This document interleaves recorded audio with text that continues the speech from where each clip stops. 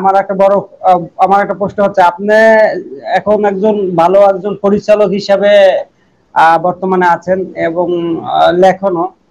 তো আপনি যদি কখনো নাটক করান বা চলচ্চিত্র করেন, নাটকে কোন নায়ক নায়িকা নেবেন এবং ছবিতে কোন নায়ক নায়িকা নেওয়ার চিন্তা ভাবনা আছে, যদি ফার্স্ট নাটক বা ফার্স্ট চলচ্চিত্র যদি করেন আপনি?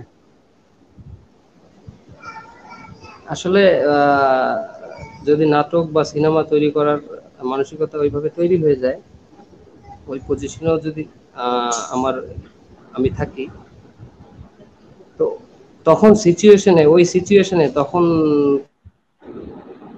বা পূর্বে কারা ভালো করছে করে গেছে, কন্টেন্টের উপরে নির্ভর করবে যে কাকে কাকে আমি নিব। পছন্দের অভিনেতা আমার অনেক আছে, অনেক অনেক পছন্দের অভিনেতা, এর ভিতরে অনেকে মারাও গেছে।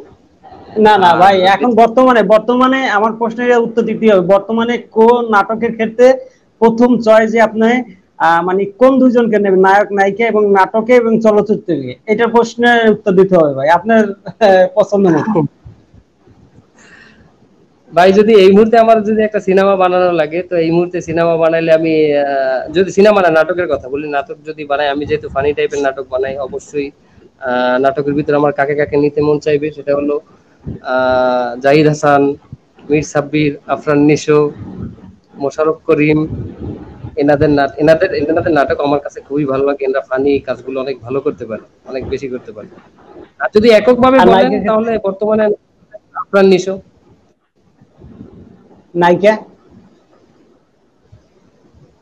নায়িকা আসলে আপনি তো দেখেন আমার চ্যানেলেও আমি নায়িকা নিয়ে কাজ করি না, অবশ্য না ওখানে না, গেলে বলছি নায়িকা নিয়ে কাজ নাটকে করা যেহেতু লাগে। টিভি কাজ করতে হবে। অবশ্যই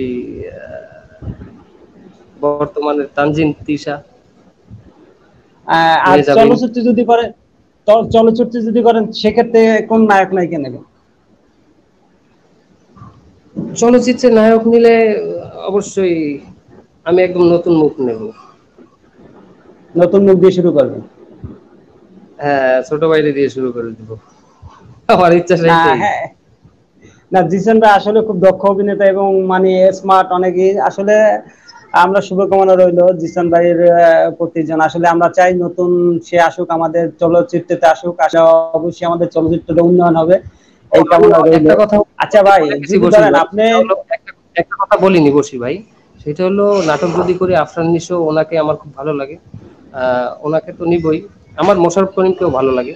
বাট বর্তমান আমার মানসিকতা যদি আপনি জিজ্ঞেস করেন এখন যদি বানান, তো ওনাকে নিব। পাশাপাশি আমার আমার চ্যানেলের যত অ্যাক্টর আছে, যে মেম্বাররা, প্রত্যেককেই নেব কাজে।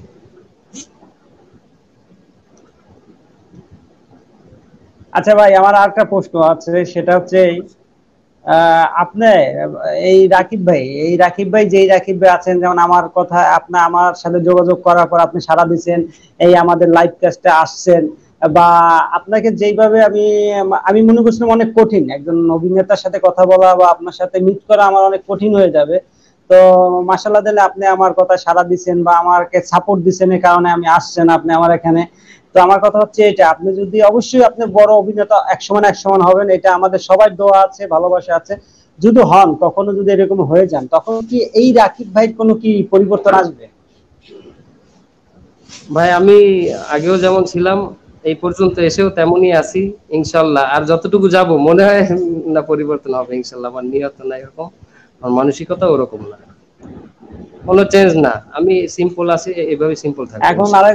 আরেকজনের কমেন্ট করছে, রাকিব ভাই ভিডিও কবে ছাড়বেন?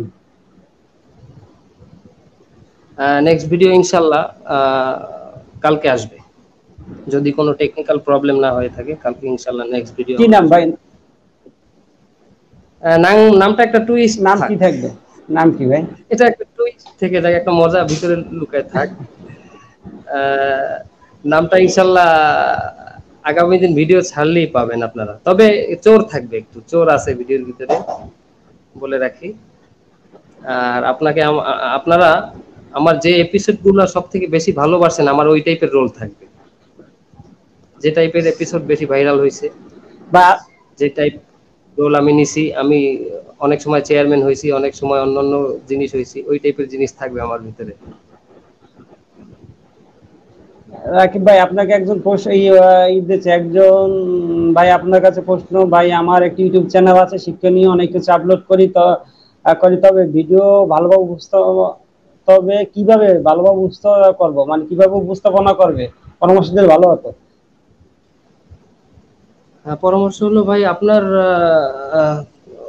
ভিডিও কিভাবে ভালো বানাবেন, ভালো উপস্থাপন করবেন। আমি আগেই বলছি, ভালো একটা কন্টেন্ট বানানো লাগবে আপনার।